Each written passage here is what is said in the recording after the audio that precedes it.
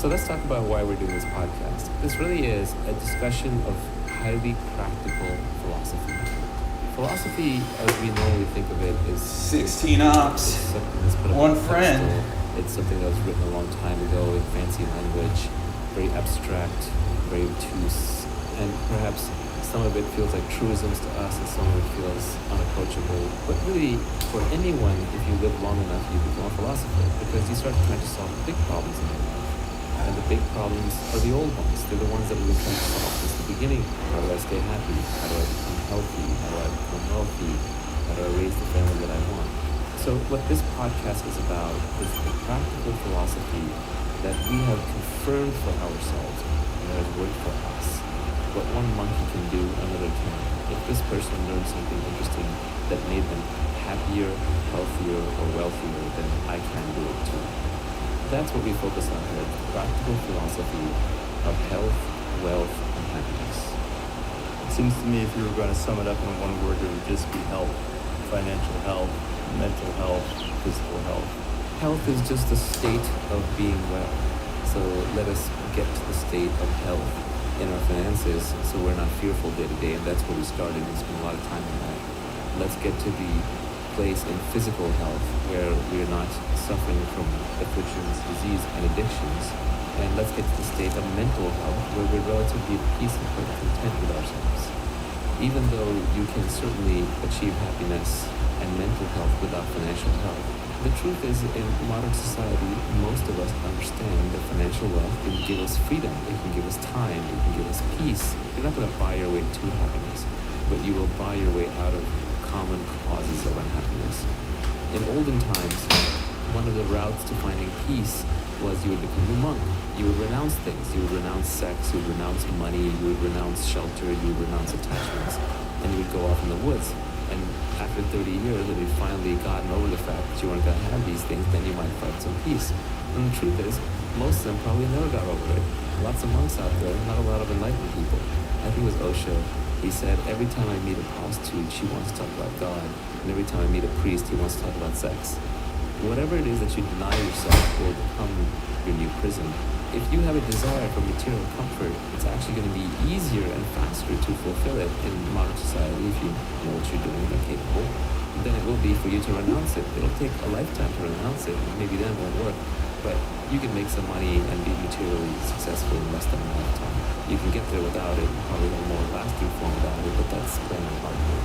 Physical health, of course, is the foundation of everything. If you don't have your physical health, you have nothing. Another great Confucius saying that I liked was that a sick man only wants one thing. A healthy man wants 10,000 things. When you're sick, when you're down, all your other desires run away. Without the ability to get up and function, you can't turn into this desiring machine that you are. Physical health is actually the most important. I speak the least on that topic because I have the least specific and unique knowledge. I'm not self-actualized in that regard. I'm in okay health, okay shape, and I have an okay diet. I understand a lot of the theory of it, but I would feel fraudulent giving you that theory unless I were a paragon of excellence in that domain. Whereas I think in wealth, I'm much more self-actualized. And on the peace side, I've gone from being a mostly unhappy person to being a very happy person. And that, I think, was deliberate, it was practiced, it was effort-based, it was through realizations, and made progress. So I have a chance to tell you what worked for me. Happiness is an extremely loaded term. It means completely different things to different people. And it's difficult to talk about because everybody has strong preconceived notions of what happiness is and how they would get to it. I'm going to conflate happiness and pleasure and peace and joy and bliss. I'm going to mix them. I'm not doing so deliberately, but at the same time, this is not math. You cannot clearly bound these words. They mean different things in different contexts of different people. So let's just try and get into the spirit of what I'm saying rather than get hung up on specific words and details. I think that's extremely important. When some people are talking about happiness, they're really talking about pleasure thrills, like I had a really good meal, therefore I'm happy. Other people are talking about a general state of contentment and well-being. Other people are referring to enlightenment, like a Buddha would have reached. Many people will take the point of view that there's no such thing as happiness, or that happiness is counterproductive, or misery comes from pursuing happiness. And And there's a lot of truth to this, and we'll get into it. But at the same time, sometimes I'll say the way to be happy is X, and people will say, well, didn't you just say that happiness is the cause of misery? This is not mathematics. You cannot link algorithms together. This is more like poetry. If you read 50 different poems from a poet, and then you try to map them out analytically and refer words from one poem to another and see if that makes sense, you miss the point. Don't fixate on the words. Don't even fixate on the sentences. Ponder the overall thought process and message. The first step towards increasing the level of happiness in your life is realizing that you can. This is where a lot of people get tripped up.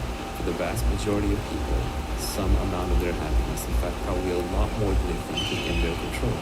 So the first step is not easy, and you might be stuck on this for a long time, and many people are, where they deep down believe that happiness cannot be developed or changed, and so they devalue it. They say, well, I don't want to be happy. Genetics may account for half or more than half of things like strength, athletic performance, and intelligence. But your genetic set point is only about half of it. And happiness or general contentment is much more malleable than the other things. It's very hard for me to change my athletic performance purely through working out. I'm going to be genetically much more limited. But I think in terms of my mood and temperament and my outlook in life, am I a peaceful person or not? How angry do I get? These things are much more malleable. So happiness is a skill like nutrition and fitness. It is a skill that you identify and develop until you get better and better at it, and slowly gives you results. It is not something that is God-given to you when you're stuck. Although if you start with a high setting, then by all means keep it. It is a skill that can be learned and developed. Desire is a contract you make with yourself to be unhappy until you get what you want. You start becoming disturbed because you want something, and then you work really hard to get that thing, and you're miserable in the meantime. And then when you get that thing, you actually revert to the state you were in before you had that thing. It's not easy. Like blissful Easy. to stay on. There's Okay. an illusion that there's something out there that will make me happy and fulfilled forever. That is a complete delusion. No one thing seems to do that.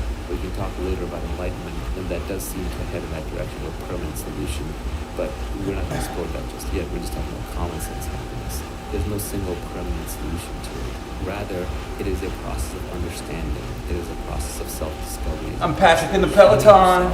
And seeing I'm Patrick. if obtaining and I'm in the things pocket. that permanently make us happy, Okay? then the We sit caveman tight. would have been miserable. We hang tight. Deliriously happy. We tuck her in. So obviously, net happiness Tuck it in. is not going Oh, down. lock it in. It might even be going down. But Whose there's pack? things more unhappy My pack. than past times. Patrick's So pack. happiness is First returning to climb. a state where nothing is Start just last. normal. Finish first. Where I'm from, where Oh, I'm well, from, in my smart life. overachievers, is that happiness is for stupid people, or happiness is for lazy people. No, don't drop back. I'm good. Entrepreneurs will say, Go. I don't want to be happy Go. because I want to be successful.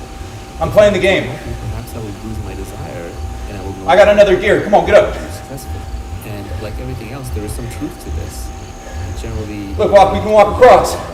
the more you can see behind the facade Who's coming? of everything Once in my life. or safe, you can see all the risks and the downsides of the Who's here to work? await us. Who's here to work? See the cynicism Come and on. manipulation behind Show up, T. portrayed Let's go, Mr. Kurt. good for society. You naturally become cynical, and you signal your intelligence through cynicism. Very That's few right. people often communicate That's right. through the cynical observations. It's okay to not want to. No do work it, done. But we're going to explore together whether you can increase The hills are not a problem. without That's the hill strat. significantly lowering your drive, That's the hill strat. significantly All right? lowering your intellect. So Start this is the mid, person which is, finish I'm first, happy because I'm smart. Keep enough in the tank to get over the top. That's the hill strat. Unhappy partially because you know too much. You've been exposed to too much. You understand. All right, let's wash some red out. You know what I mean? That doesn't mean Nice and smooth, you okay? maintain your- Nice and smooth. You're not High smart red. because you're unhappy. Easy work. Look at it backwards. Staying in it. You're unhappy because No. you're smart. It means Hey, that Wahoo. it's taking more work for How are you? to be happy. The Like your whole thing helmet. is smart people are good at figuring out the truth. And it turns out the more you dig into certain deep truths, the naturally freer and more peaceful you will become. And that peace will itself lead to happiness. If you're so smart, why aren't you happy? I absolutely believe that is true. The beauty in being mentally high functioning in our society is that you can trade it for almost anything.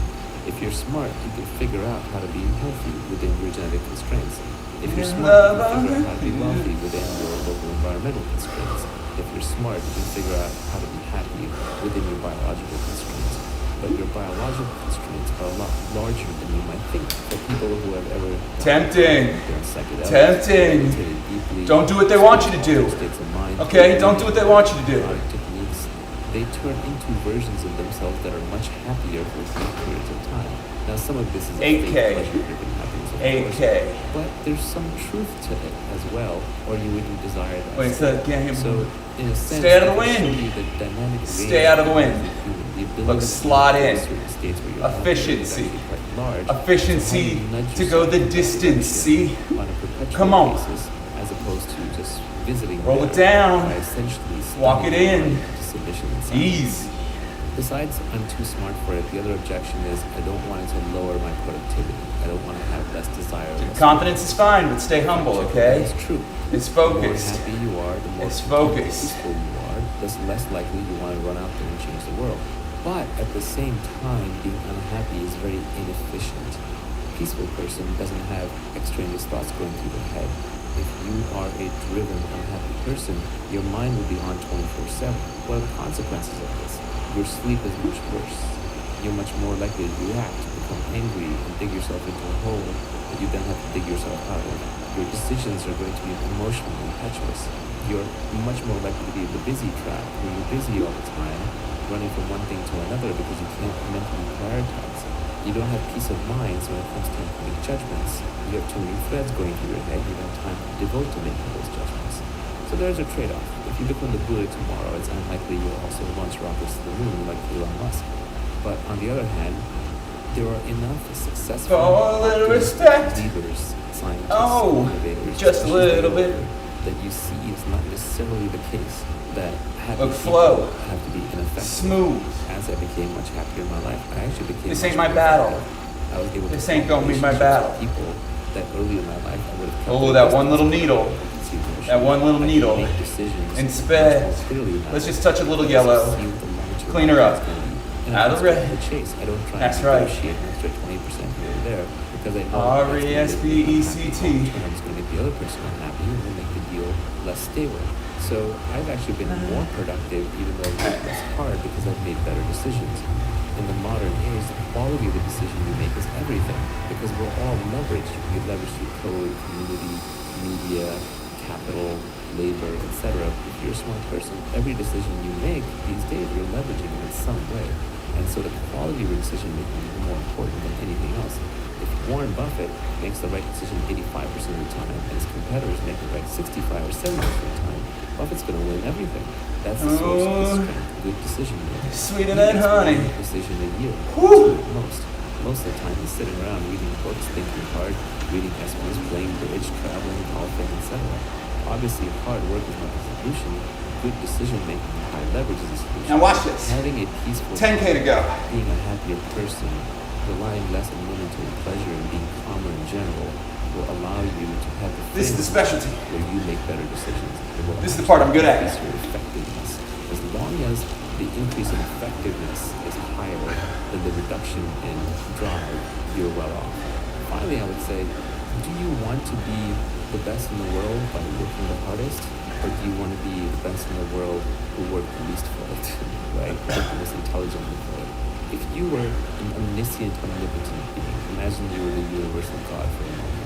Then, just by pushing a butterfly, More with less. just by snapping More your with finger, less. you would know exactly how Easy the with particles power, would fly from there on doing out. more with That would less. change everything in the universe. Alright? You can get anything done. Temperance Omniscience is omnipotence. and calm. Knowledge is power. Set the sail. Pure knowledge Move the bike. will achieve happiness. Jog it in. Happiness will actually No increase our pressure. decision-making capability. Nice and easy. It'll give us more time to Find the middle think. gear. It'll make us more Come on, let's get some reps in. Let's get some high reps. It'll make us Hang more on to that effective. corner. It'll increase There our we go. judgment.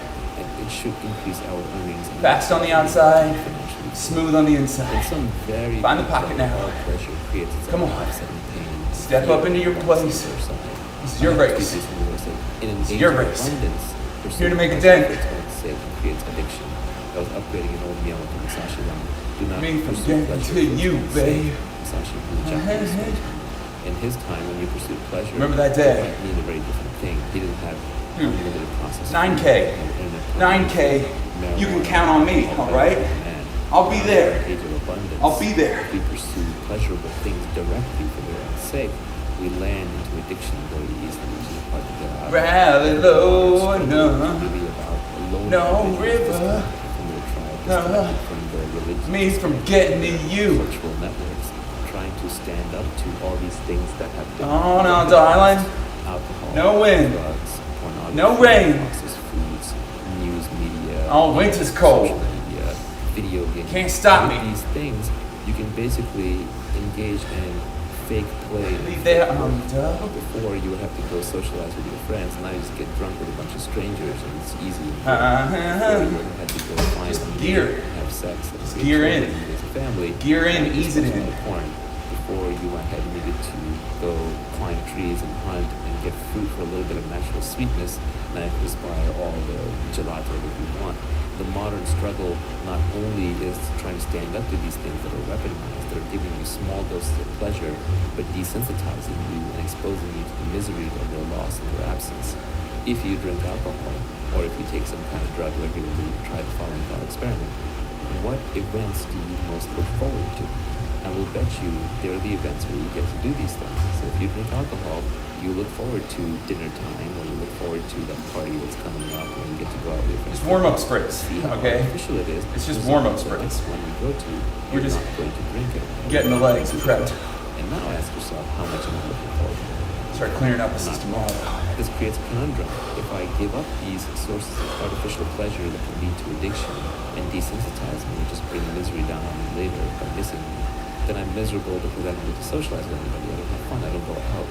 Breaking addictions is very hard, not just because you have to break the physical addiction, but because you then also have to change your lifestyle to the lifestyle that you would be happy without that substance. For example, if I want to drink because I get to hang out with friends and be social, and I do that enough, and pretty soon I'm hanging out with a whole bunch of friends that I actually would not hang out with sober.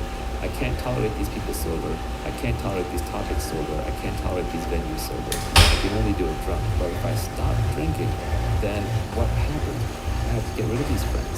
I have to get rid of these activities. I have to find brand new activities and brand new friends. This is very hard and very socially unacceptable. These fake relationships and these fake activities were just being held together by the alcohol. I realized a while back that it's actually a problem to really look forward to holidays and to weekends, because it indicates two things. One is it takes the joy out of the everyday, because now you're living in the future, you're suffering the rest of the time. And second, it means you're accepting a way of life in which most of your time is spent suffering. Let's talk about peace, and then we'll talk about truth and how these all relate to happiness. A lot of times when I'm saying you want to be happy, what I'm actually saying is you want to find peace. We say peace of mind, but what we really want is peace from mind. The moments of greatest pleasure, whether from doing a drug, having an orgasm, or you're kite surfing and you find the edge, or you're laughing at somebody, or you're looking at some incredible sunset. What happens in all of these is the mind goes quiet. The mind calms down. The voice in your head where you're talking to yourself goes silent for a moment. And then you go into a sense of awe, or beauty, or bliss, or joy, or pleasure. All of us seek this. All of us chase it. Deep down, we're actually looking for peace from our mind. But not making the mind out to be an enemy. The mind is a very useful tool. But somewhere along the way, it became an uncontrollable tool. It became a master rather than just a servant. Our mind is evolved to be paranoid, fearful, and angry. We are the most paranoid and angry creatures to ever walk this earth. Human beings are apex predators at the top of the food chain. We killed, subjugated, or domesticated every other species in this planet. And we did it through fear and violence, and of course cooperation, but we've killed everything else, we've tamed everything else. We were scared enough to go fight it, kill it, and own it. Nature is brutal. Turn on any nature documentary and you'll see A eats B, B eats C, C eats D, D eats E, and nature is red and tooth and claw. We are derived from violence and blood. Modern society is a lot safer. Yes, it still makes sense to be careful and to be paranoid. It still makes sense occasionally to get angry, but not all the time. Not as much as we're hardwired to do. Modern society is safer and more peaceful, so it's okay to dial it down. The threat level is not as high as our genes think it is. If you were walking through the woods 1,000 years ago with a friend and you thought you were the tiger wrestling in the bushes, let's say 9 out of 10 times it's a rabbit, 1 out of 10 times it's a tiger. While the person who's an optimist catches a rabbit 9 out of 10 times and gets eaten the 10th. The person who's a pessimist stays alive every time. Pessimism is rewarded in our evolved nature, but we live in much safer times. So So we have to find ways past that. We have to find ways towards peace. Modern life, on the other hand, is more hectic in other ways. The sources of stress that we have are more chronic. Let's define stress for a moment. Physically, stress is when something wants to be in two places at one time. If I take an iron beam and apply pressure to both ends in different directions, I'm creating stress in the beam because one part wants to be north, the other part wants to be south. I create stress on the beam. In a person, stress is when you can't decide what's important, so then you want two things at once that are mutually incompatible.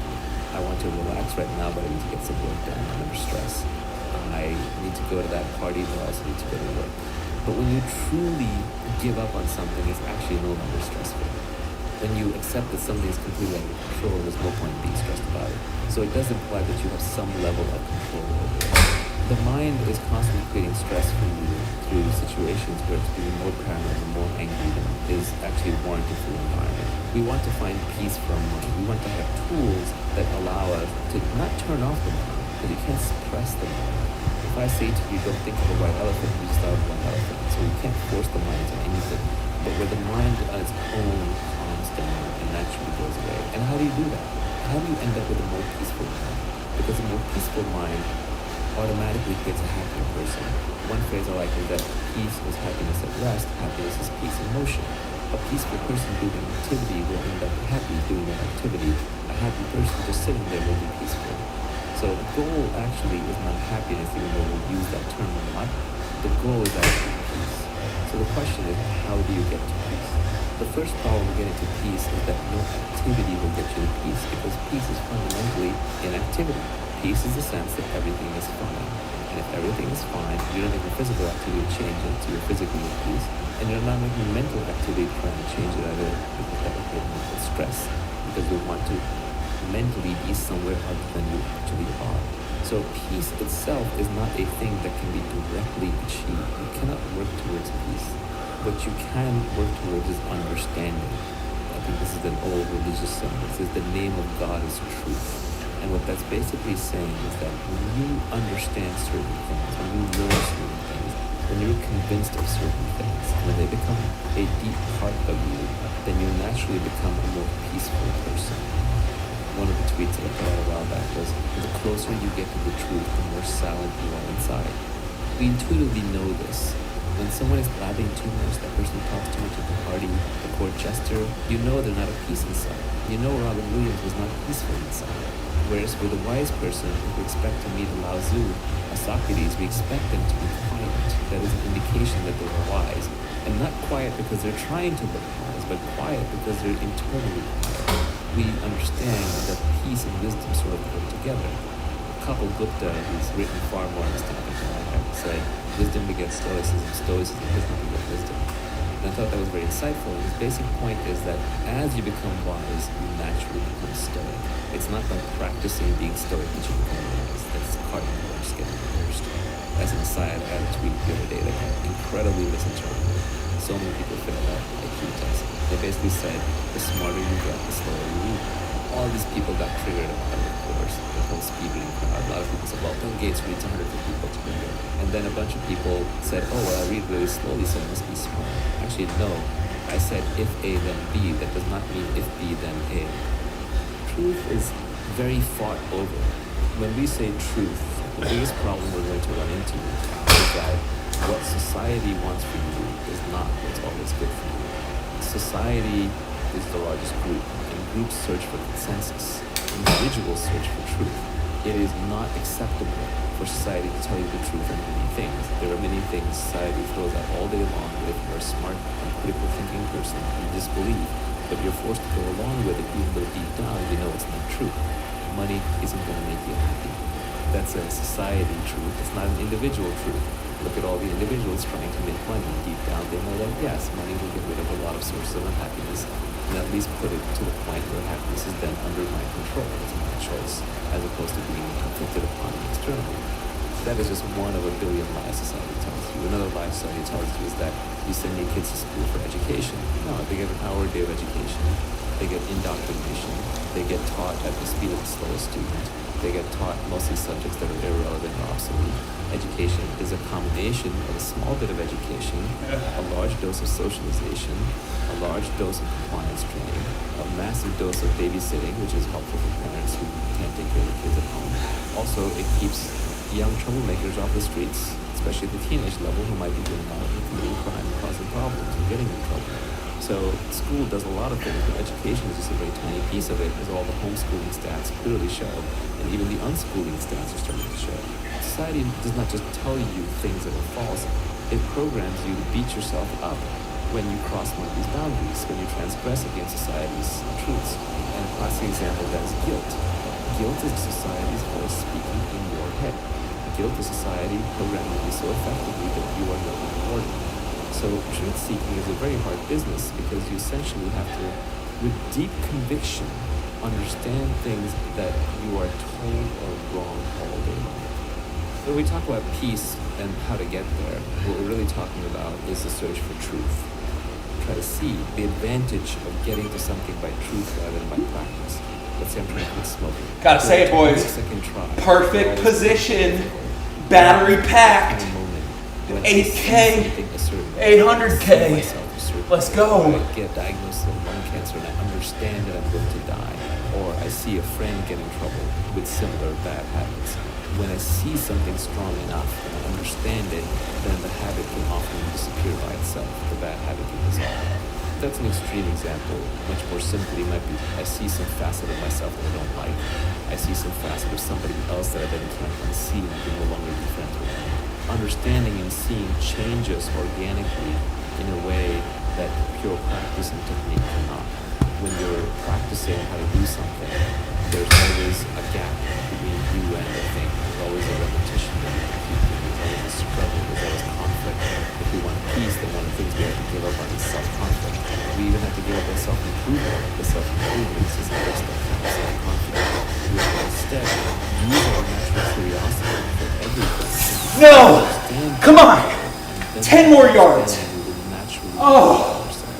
Once we truly understand the effects of unhealthy food in our body, when we can see the extra weight, come on! When we can track the glucose spike and crash and see how we physically feel worse for having eaten too much sugar, when we see how caffeine hops us up and then crashes us down at the end of the night, then we automatically change for the better. So the path towards peace is truth.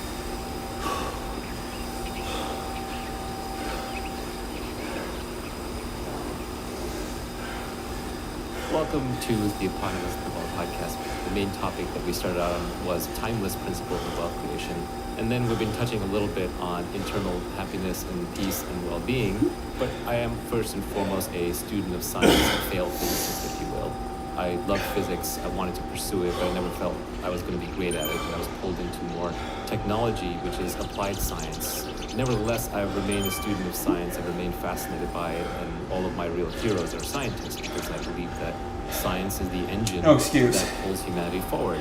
I've been lucky to live in an age where scientific progress and technological progress seem not likely but inevitable. So we've gotten used to this idea that life always gets better. 10 more yards. Complaining that goes on 10 meters. About how productivity a few more inches. The reality is anyone who owns a smartphone or drives a car, we're talking about it, lives in a house, has seen technology improve their quality of life over and over again. We take this progress for granted, and it's thanks to science. So I continue to be fascinated by science, and to me, science is also the study of truth. What do we I let the whole chase group down. Something to be true. And as I get older, I find myself incapable of having an attention span for anything which is not steeped in truth. So the background on this particular podcast series disappointing your friends is worse than disappointing yourself, you know? There was a lot about science that I took for granted, such as what scientific theory is and how scientific theories are formed. Most of us have a vague idea of YOLO, go solo, some people think 5 keys, what scientists do, which has a definition. 5 keys per kilo. What is a scientist? And other people think, well, science is making falsifiable or testable predictions, and maybe that's closer to it. And then sometimes people say, well, it's a scientific method. And what is the scientific method? And then they start describing their junior high school chemistry experiment and lose the trail after that. Especially in these days where we're told to, quote unquote, believe in science, which is an oxymoron. People respect science, but they don't understand what science is. The idea of what science is getting hijacked, sometimes by well-meaning people who want to convince you of the science, and sometimes by not so well-meaning people who just want to influence the way that you think and feel and act. I was very pleasantly surprised a couple of years back that I reopened an old book, which I had read, or I thought I'd read about a decade ago, called The Beginning of Infinity by David Deutsch. Sometimes you read a book and it makes a difference right away. Sometimes you read a book and you don't understand it, then you read it later at the right time and it makes a difference. This time, when I reopened this book, and I went through it much more carefully than I had in the past, meticulously, rather than reading it to read it and to say I was done reading it, I read it to understand the concepts and the topics and stopped at every point where something was new. It completely started reforming my world. It changed the way I think, and I would credit this book as being probably the only book in the last decade, except maybe a few of Nassim Taleb's works, maybe one or two other scattered, books that I feel made me smarter. They literally expanded the way that I think. They expanded not just the repertoire of my knowledge, but the repertoire of my reasoning. People throw around words like mental models a lot, and I find most mental models not worth reading or thinking about or listening to because I find them trivial. However, the mental models that came out of the beginning of Infinity are transformational because they very convincingly completely change the way that you look at what is true and what is not. Karl Popper laid out the theory of what is scientific and what is not. What is a good explanation, what is not. And what Deutsch does is he expands on that dramatically in the beginning of Infinity. But even that is to do it a disservice. The wide-ranging nature of what he covers in the beginning of Infinity is incredible. He goes from the theory of knowledge, which goes by the fancy word epistemology, all the way to quantum mechanics and physics and multiverse theory, to infinity and mathematics, to the reach of what is noble and what is not noble, universal explanations, the theory of computation, what is beauty, what systems of politics work better, how to raise your children. These are all encompassing long-range philosophical ideas. The Beginning of Infinity is not an easy book to read. To some level, Deutsch could not but write for other physicists. He has a certain peer group that he respects and who respect him, and he has to meet them at their level. So he has to write for other physicists and philosophers. Part of what I wanted to do was I wanted to understand these principles in the book, verify, confirm them for myself or not. I love the old motto from the Royal Society, which says, nullius in verba, which says, take no one's word for it. In other words, figure it out yourself. That's the only way you know anything. So I wanted to confirm the principles in the beginning of Infinity or to refute them for myself. So to do that, I was reading and rereading the book. I started reading some blog posts on it.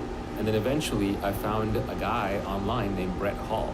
And I started listening to his podcast, which was called Talkcast, but T-O-K cast, for the Theory of Knowledge cast. And Brett, I'm going to let you introduce yourself, but I would say that listening to your podcast has helped me clarify a lot of these principles, and I would love to have you